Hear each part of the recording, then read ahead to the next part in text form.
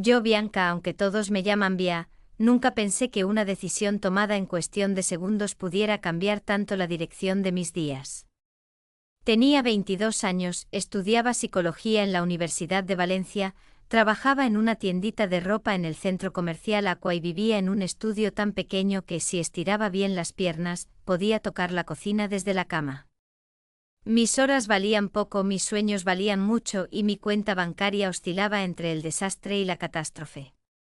Una tarde de sábado, mientras intentaba convencer a una clienta de que el vestido no se hacía más barato aunque ella lo mirara con cara fea, mi encargado, Rafa, me llamó con un gesto rápido.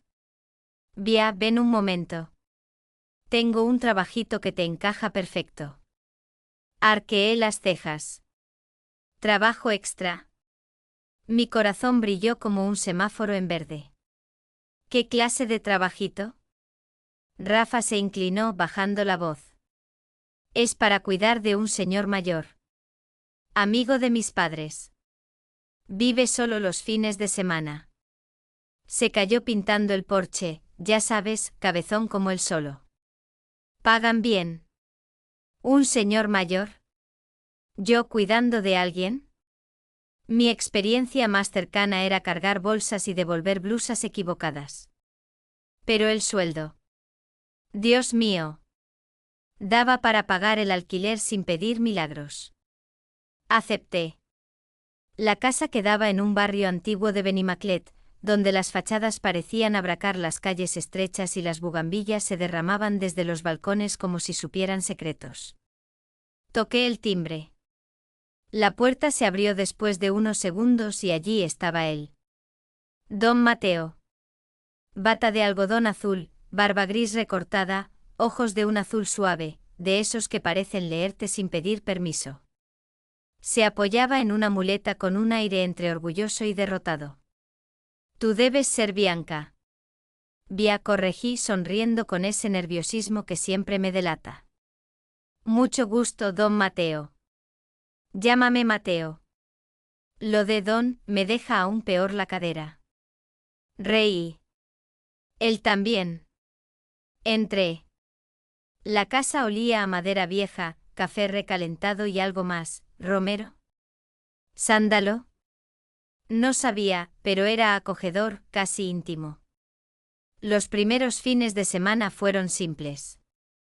Le preparaba el desayuno, café con leche muy caliente, 2 cucharadas de azúcar, pan tostado apenas dorado, ordenaba el salón, regaba las plantas y hacía pequeñas compras. Mateo era tranquilo, observador, educado, de esos que te escuchan de verdad. Pero poco a poco, sin querer, se fue colando un tipo de cercanía que no estaba escrita en ninguna oferta de trabajo. Una tarde, mientras yo cortaba calabacines para una crema suave, él preguntó. ¿Estudias psicología, no? Sí, 4º semestre. ¿Y por qué psicología? Me quedé pensando. Nunca me había hecho esa pregunta en voz alta. Porque siempre he querido entender por qué la gente hace lo que hace, especialmente cuando jura estar actuando bien. Él rió bajito. Entonces vas a tener mucho trabajo en esta vida.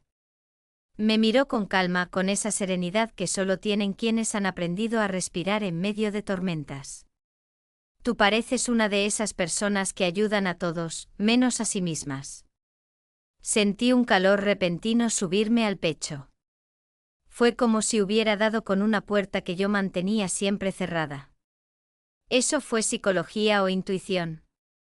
Pregunté disimulando la incomodidad. Intuición. Y un poco de experiencia rompiéndome la pierna intentando arreglar lo que no hacía falta arreglar. La frase se quedó en el aire, más seria de lo que pretendía. Empecé a observarlo de forma distinta. No como un encargo, sino como alguien interesante. Peculiar. Con un magnetismo suave, silencioso, casi peligroso.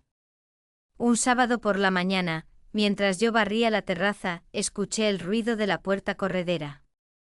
Mateo estaba allí sin muleta, apoyado en el marco mirándome. Llevaba una camiseta blanca sencilla, pantalones cómodos y el cabello un poco desordenado. Y había algo, algo en su forma de sostener mi mirada, en la naturalidad con la que se acercaba, que hizo mi piel tensarse, no de miedo, sino de esa anticipación tibia que se siente cuando alguien te observa de un modo bonito. ¿Ya sin muleta? Sonreí, inclinando la cabeza. La olvidé, respondió él con un gesto teatral, como si no fuera obvio. Caminó hacia mí lento, medido. Sus ojos se detuvieron en mis manos. Luego en mi vestido de lino amarillo, ligero, al cuerpo con tirantes finos, y después volvieron a mi rostro.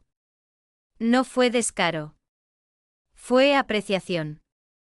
Cuidada. Respetuosa. Pero cargada de algo que me erizó la nuca. «Te queda bien ese vestido», murmuró. La frase no era explícita, pero como la dijo. Dios.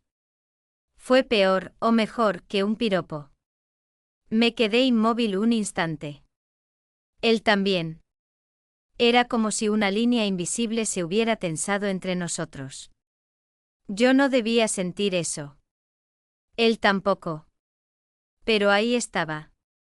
Gracias, respondí finalmente ajustando el cabello detrás de la oreja, intentando esconder el rubor inútil.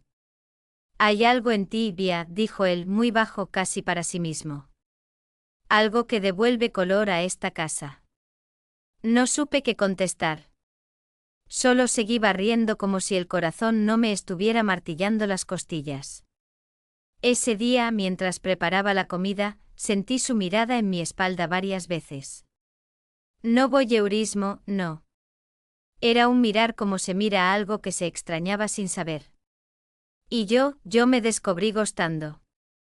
Y ese fue mi primer gran error. O mi primer gran acierto. Todavía no sé. Pero fue ese sábado cuando todo empezó a transformarse.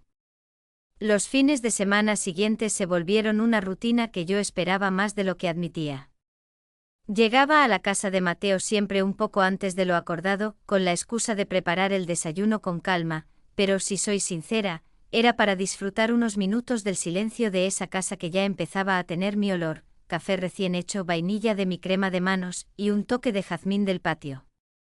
Mateo ya caminaba mejor, aunque seguía usando una bastón de madera oscura, con un mango curvo y pulido por el tiempo, casi una pieza de artesanía. Pero tenía un talento increíble para olvidarla en los lugares más absurdos, el sofá, la terraza, la encimera de la cocina. Y siempre era yo quien aparecía con ella en la mano. Mateo, decía con un tono de regaño que no me salía convincente. Él levantaba la vista y sonreía de lado, como si me lo hiciera a propósito. Creo que mi bastón tiene vida propia, Bia, respondía con una inocencia demasiado bien ensayada. A veces él estaba en el jardín, observando el cielo, quieto, con una expresión que solo tienen los hombres que han aprendido a escuchar lo que la vida les dice en voz baja. Yo lo encontraba allí y extendía la mano con el bastón. ¿Lo olvidaste otra vez? Sus dedos tocaban los míos, apenas un segundo, apenas un roce, pero como ardía ese segundo. Había algo en la forma en que me rozaba, suave pero decisivo, que hacía mi respiración cambiar de ritmo. Un día de otoño, mientras tendía ropa en el pequeño patio trasero, llevaba un vestido blanco sencillo, con una abertura lateral que dejaba ver mi pierna cuando me movía, escuché la puerta de malla sonar. Mateo apareció apoyando el hombro en el marco. Venía con un chal ligero sobre los hombros y ese aire suyo, compuesto, tranquilo, con un fondo peligroso que solo yo veía. Déjame adivinar, dije sin girarme. ¿Has perdido el bastón? No, respondió él con un tono casi teatral. Esta vez lo traje conmigo, pero creo que ya no lo necesito tanto. Me giré sorprendida. Eso es bueno. Mateo se quedó pensativo sin quitarme los ojos de encima. De cierta manera, sí, dijo. Pero también significa otra cosa. ¿Cuál? Pregunté con la ropa húmeda entre mis manos. Mateo caminó hacia mí despacio, sin prisa, sin muletas, sin miedo. El sol de la tarde iluminaba su rostro, haciendo brillar la barba plateada. Se detuvo a un paso de distancia, lo justo para sentir su presencia envolverme. Que me he acostumbrado a ti.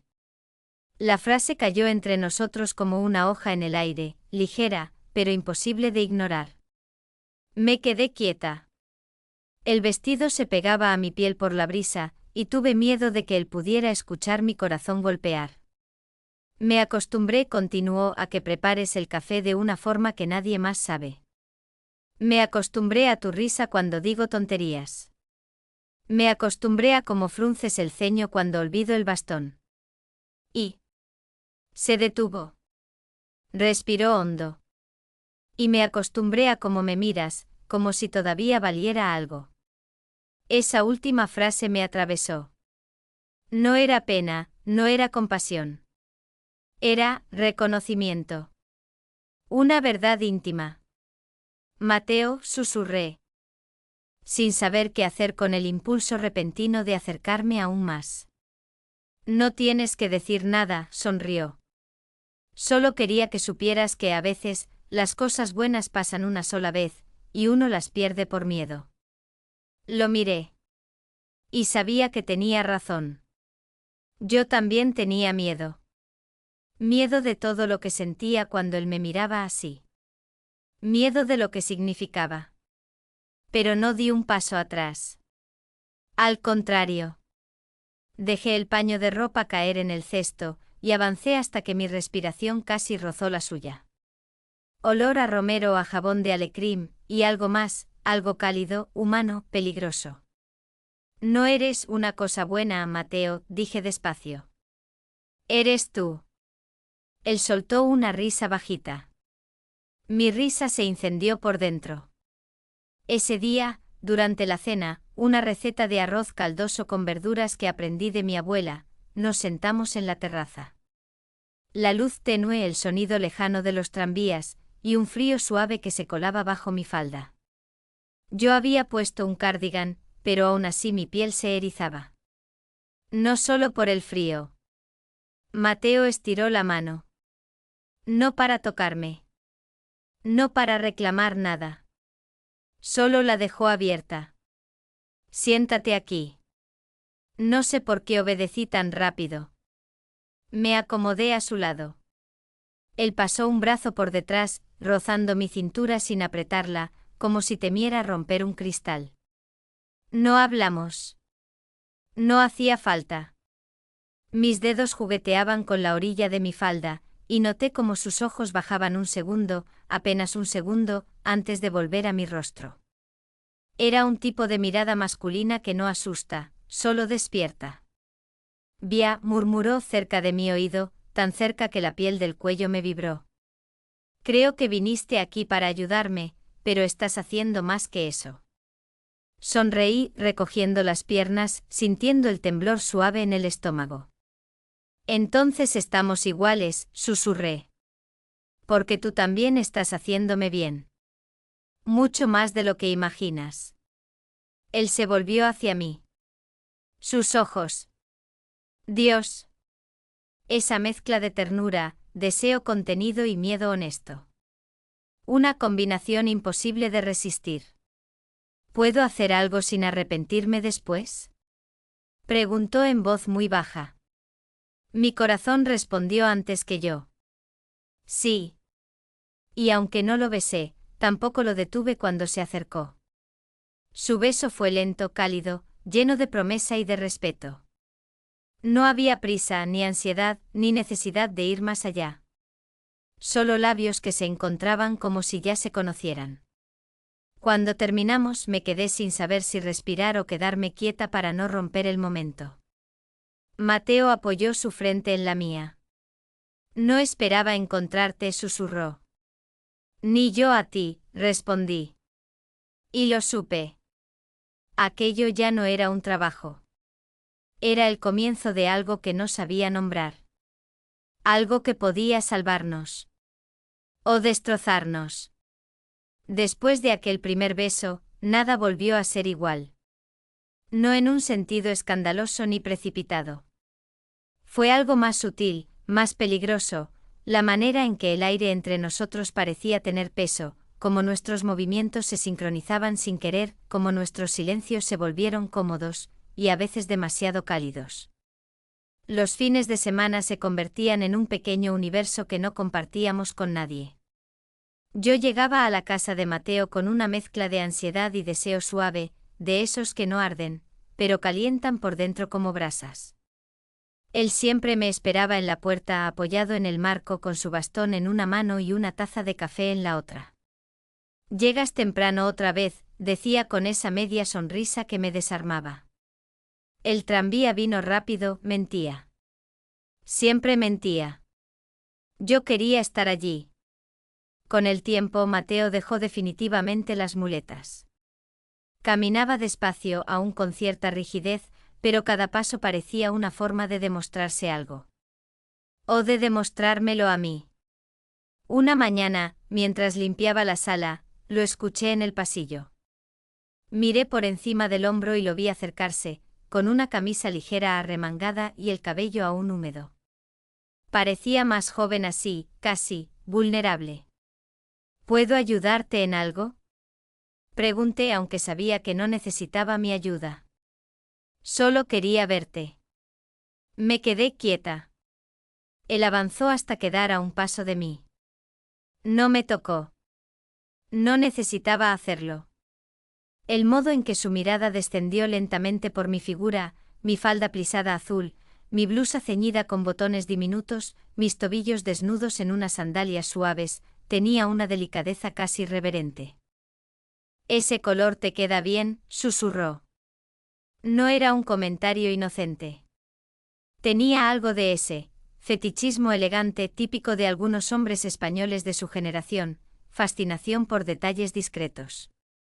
En su caso eran mis manos, mis tobillos, y el modo en que la ropa se movía conmigo. Yo ya lo sabía. Lo notaba. Y también sabía que me gustaba.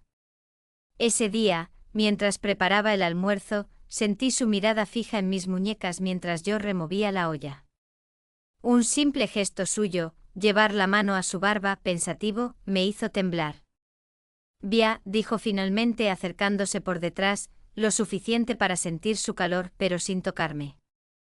A veces pienso que no debería sentir todo esto. Yo también pienso eso, susurré. Pero aquí estamos. Pasó un segundo eterno. Él respiró hondo como si estuviera decidiendo si dar un paso más o retroceder. Pero no hizo nada. Solo se quedó allí cerca, demasiado cerca.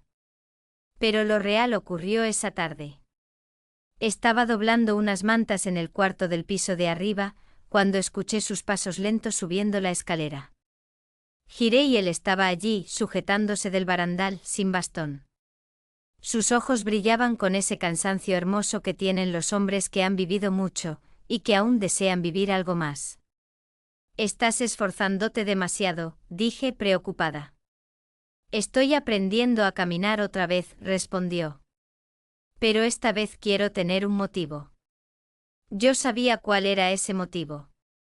Y me asustaba lo mucho que también lo quería. Me acerqué un poco.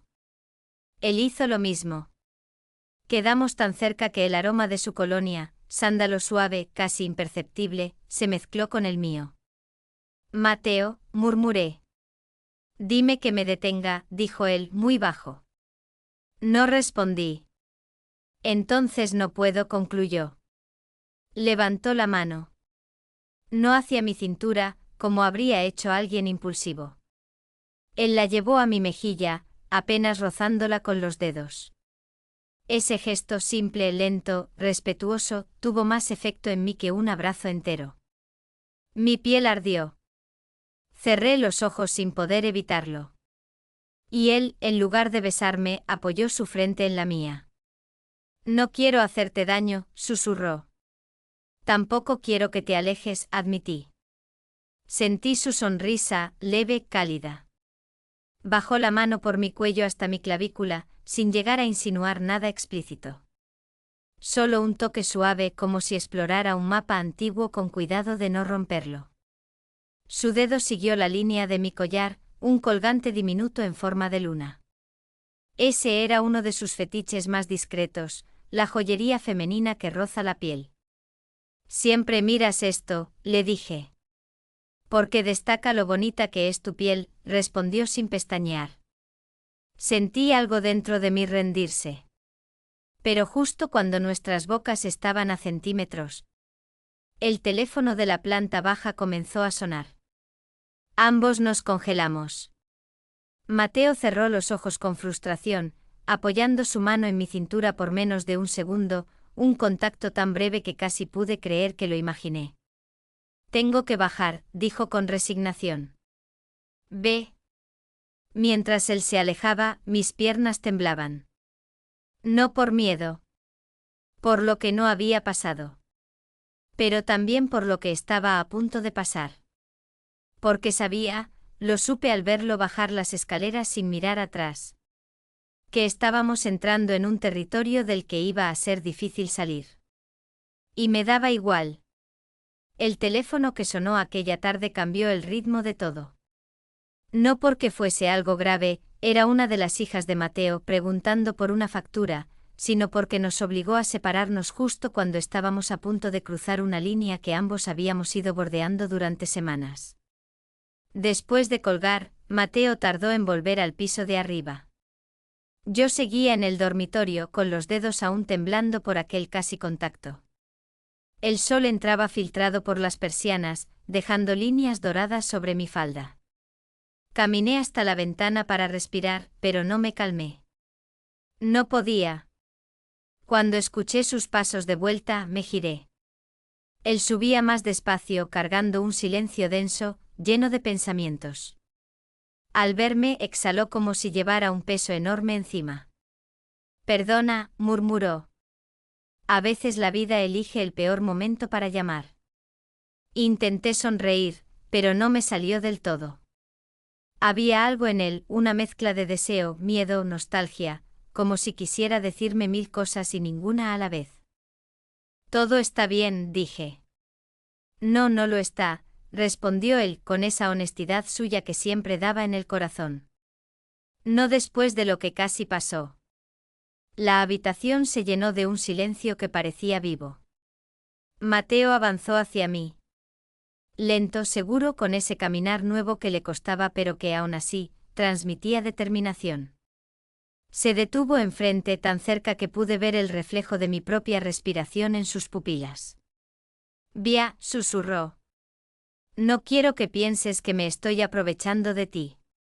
No quiero que esto te haga daño. Mateo, di un paso hacia él, uno mínimo. Si algo me hace daño, es fingir que no siento lo que siento. Él tragó saliva. Bajó la mirada hasta mis labios, luego a mis manos, luego a mis piernas. Había algo contenido en su postura, como si cada centímetro de él luchara por quedarse quieto.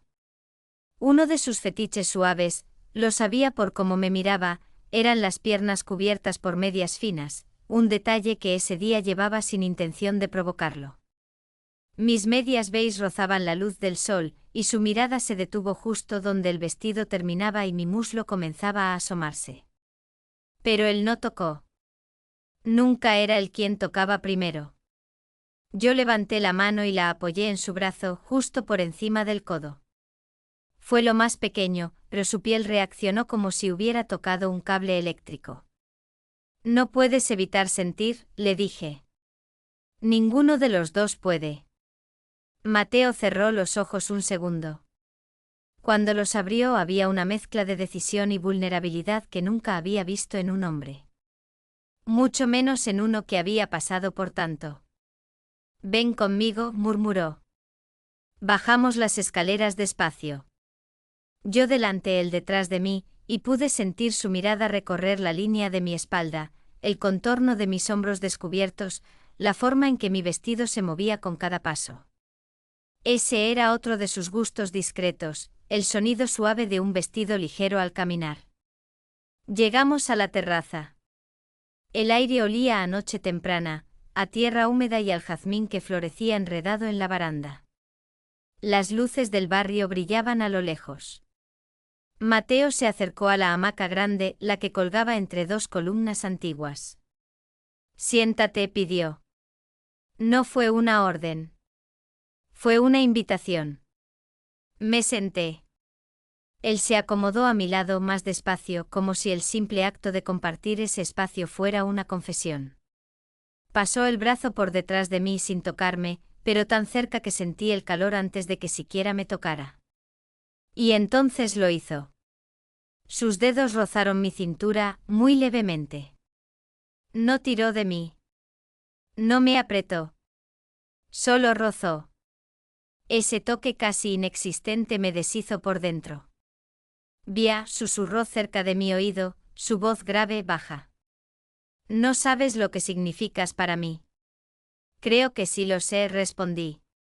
Él apoyó la cabeza en el respaldo y me miró como si estuviera viéndome desde dentro hacia afuera. Como si mi alma estuviera completamente expuesta.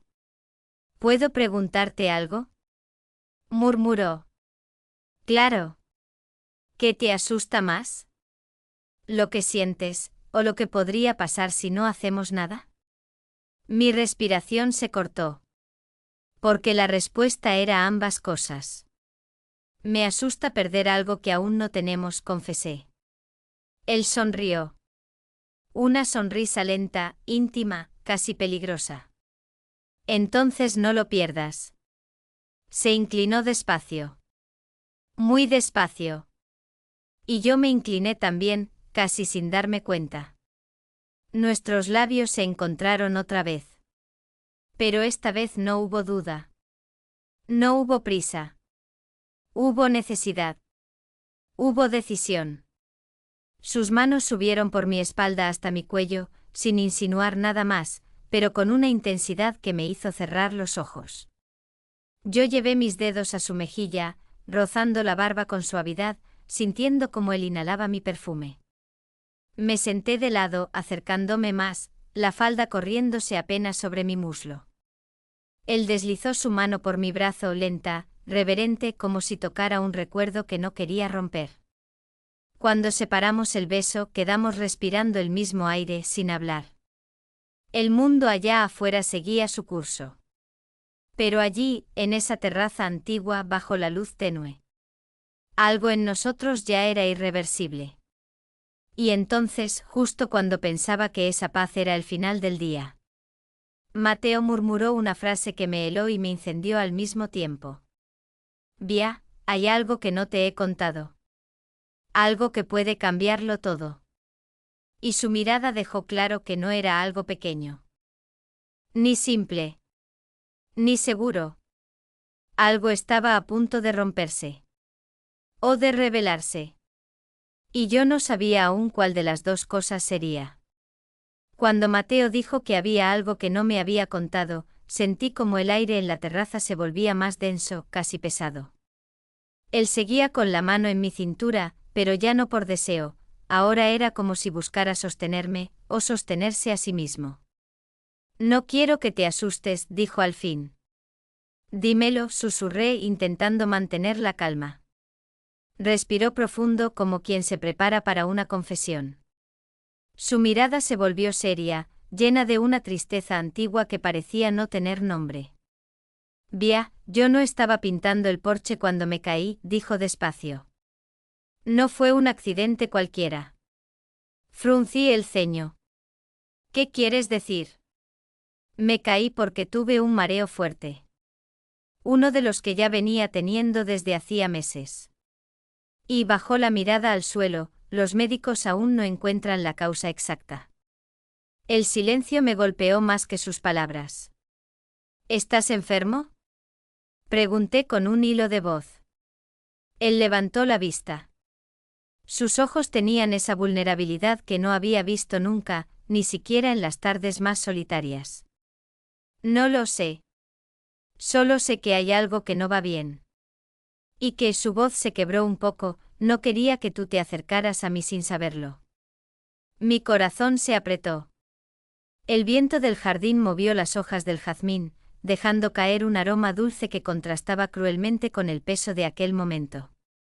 ¿Por eso no querías dejarte sentir?, pregunté. Por eso y por ti, admitió con honestidad desarmante. No quiero arrastrarte a algo que no puedo prometer, porque ni yo sé qué me espera. Me quedé mirándolo largo rato. Había algo en su rostro, la barba gris, las arrugas suaves en los ojos, la forma en que sus labios temblaban apenas, que me partió en dos. No era miedo de perderlo. Era miedo de no haberlo vivido. Me acerqué más, tomé su mano y la puse sobre la mía. Mateo, dije con firmeza que no sabía que tenía. No estoy aquí porque seas fuerte o débil. Estoy aquí porque eres tú. Él cerró los ojos un momento, dejándose caer ligeramente contra mí. Sentí su respiración contra mi cuello, lenta, contenida, como si necesitara ese contacto para no desmoronarse. No merezco que te quedes, murmuró. Eso no te toca decidirlo. Cuando abrió los ojos, había un brillo húmedo que casi me rompió. Pero en vez de lágrimas, me regaló una sonrisa triste. No sabes lo que significas para esta casa, Bia. Sí lo sé, respondí. Porque tú significas lo mismo para mí. Él deslizó la mano por mi espalda, no con deseo, sino con ternura profunda, casi dolorosa. Ese toque me estremeció más que cualquier caricia. Nos quedamos así abrazados, escuchando el viento, el tic-tac lejano del reloj, el murmullo de un barrio que seguía su vida sin saber la nuestra. Pero la noche aún no había terminado. Más tarde, después de cenar un poco y recoger la mesa, Mateo me pidió que lo acompañara al piso de arriba. Subimos despacio. Él ya no usaba el bastón hacía horas, pero yo caminaba a su lado, atenta, no por obligación, sino porque quería. Su habitación tenía una luz cálida, con cortinas entreabiertas dejando entrar la brisa fresca. No era un lugar imponente ni lujoso, ni especialmente ordenado, era un lugar vivido, real, con libros en la mesilla y una manta doblada a medias. No quiero que te sientas obligada a nada, dijo al cerrar la puerta. Si quieres irte, puedo pedirte un taxi. No quiero irme, respondí sin dudar. Él dio un paso hacia mí. Yo di otro hacia él. Quedamos tan cerca que mi vestido rozó su camisa. Su mano subió hasta mi mejilla y bajó por mi cuello, lenta, controlada, respetuosa. Ese roce tan suave me recorrió entera. Él besó mi frente primero, luego mi sien, como si tuviera miedo de tocarme más de lo permitido. Era una intimidad diferente. Cálida. Censurada. Profunda. Me abrazó sin apretarme, solo envolviéndome con los brazos. Apoyé la cabeza en su pecho y escuché su corazón. Lento. Firme. Humano. No sé cuánto tiempo tengo antes de que los médicos encuentren respuestas, susurró cerca de mi cabello. Pero si tú quieres quedarte, yo quiero que estés. Mis manos se cerraron en su camisa. Voy a quedarme, dije. Pase lo que pase. Él apoyó su frente en la mía, mucho más cerca que antes, pero sin romper la delicadeza. Bia, si te quedas, nada volverá a ser igual. Lo sé, sonreí. Y fue entonces cuando por primera vez lo vi temblar. No por deseo, no por dolor. Por miedo a necesitarme demasiado. Esa noche no hubo nada prohibido. Nada que cruzara límites. Solo dos personas abrazándose en una habitación iluminada por la luna, aferrándose a algo que acababa de nacer. Y justo cuando el sueño empezaba a caer sobre nosotros, él murmuró. Bia, hay algo más. Algo que aún no te he dicho. Y es peor que lo anterior. Abrí los ojos. ¿Qué cosa?